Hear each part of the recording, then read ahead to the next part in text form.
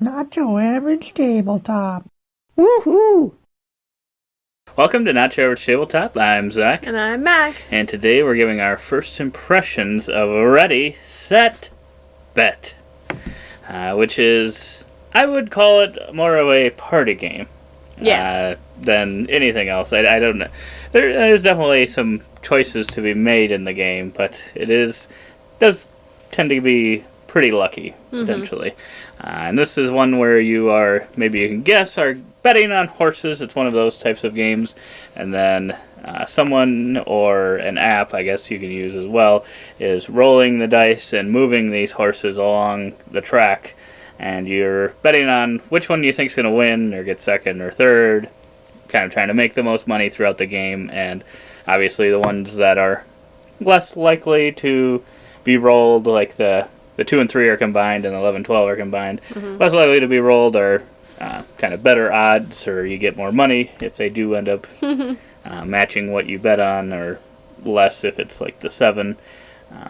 And yeah, it's about as simple as most of these. I feel like there are other games like this that there have been throughout a long time, more than just the modern. Through all of board game history. Yes, through more than just the modern board game history. But this was one that I know Tom Vassell from the Dice Tower really champions for sure, and that was probably the first time really heard of it. And then I think at the convention we went to in Las Vegas, Tom was playing it with other people as well, and they were having a rowdy, loud time with it. So definitely gave the vibes of more of a party game. They were definitely having fun with it. And I tend to like to bet on things, so I thought this might be the perfect style of game for me. Especially when it plays up to more players as well, and is hopefully a little bit more on the approachable side, so gives one to play with kind of the family and stuff. And yeah, so we played this with your family. Yes. And we took out some of the things, some of the scoring things, or things you can bet on, just because they get a little bit more complicated. But overall, I think everyone was able to play it pretty well and went over pretty well. You might have almost lost your voice. Yes, I was the caller, so I didn't do any betting, but you can tell us from your vantage point what you thought of the game. I thought that was so much more fun. So much more fun. Oh, boy. Rolling the dice and seeing the horses move, and then you gotta do the extra, so it's like all of a sudden one can be in the back, and then like hopping forward and everything, and it's like pure adrenaline racetrack, actually, when you're the caller. And trying to just keep going. Yeah, because you're trying to go as fast as possible, and you're like You are. having to do math and then remember what you rolled last time so that you can add additional to it, while also thinking of clever ways to say where they're at on the track. And Really need 2 commentators, yeah, I think. truly. Well, at least, but first time doing it for sure, it's a lot to think about, and I have not done it, so I have not experienced this myself, but I can't imagine that it would be difficult while you're still trying to get it to go as fast as possible. Yeah. And yeah, I would say, as one of the people that was betting on things, I think I did end up winning, but that was just luck. It wasn't. I did not pay her off to force certain horses into the front. My family thought we were colluding. In cahoots. In cahoots. In cahoots. But that was not the case, and yeah, I think this one will be a good one to bring out every now and then, especially in that type of situation. I don't know that it'd be one that I would probably play in a small group necessarily. I don't think there was really, I don't know, anything to it that would make me want to play it in like a 3 or 4 player. I mean, if we had that, I don't know that this would be one I would pick. I think I'd only pick it when it's kind of almost close to that max size that you're going to be doing with this, just because of the type of the game. But yeah, I think it works in that setting. I don't know if it's my favorite game ever. It'd be interesting to see kind of once. I don't know if you'd be calling it all the time or if we'd have the app do it. But it did seem like there were times where we had already all bet, and they still weren't. There wasn't 3 past the line. Right. So it's. outside of like hoping for what's going to happen with it. There's not really much else you can do at that point. So it's kind of exciting. If a horse does come back and win and you bet on it, it's kind of exciting, but also at that point, likely almost no one bet on that horse if we've already all bet. So it's kind of one of those. We did have one where a horse came out of nowhere, didn't we? I think so. Yeah. I think it was like number 10 or something, and I think no one had bet on it. So it's like, it's exciting kind of, but at the same time not, because no one really makes out big versus anyone else. But yeah, I think it is exactly what it says it is. So if you're hoping that there's more strategy to it, and I'm guessing if we added those cards and stuff, there'd be a little bit more to think about, but you're still only betting the same amount of chips, I believe. So you'd just be betting on those things instead of betting on kind of the placement. So just a few more ways that you can make money, potentially, but outside of that, I wouldn't say there's a ton of extra thought going into this. Like, maybe if you're a genius and you're thinking out the possibilities at any given moment. Doubt it. But I am not. So you can see all the components in an unboxing video we're going to put up alongside this, so you can check that out if you want to see kind of the tokens and the other things in there. The horses are pretty small.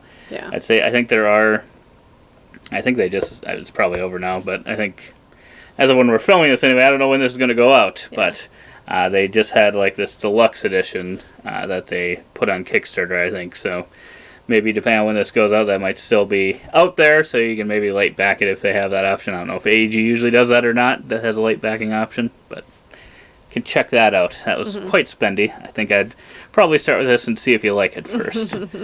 So yeah, I think for score after one play, I'd probably put this one at about a 7. To one that I would maybe play, like given the circumstances of certain player counts and certain people, depending on who's actually playing the games and stuff, just in those types of settings.